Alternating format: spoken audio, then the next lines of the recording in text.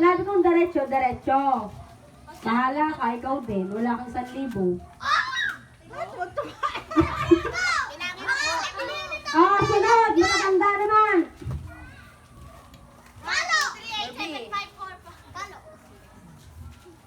Charles! Ayan na!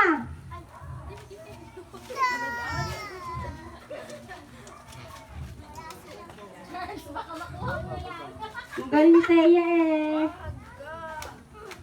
Charles, huwag mo kami nga hatawin dito sa gilid ha. Dito ko nga nakatingin. Naalis na kami. Sige, diretso! Diretso!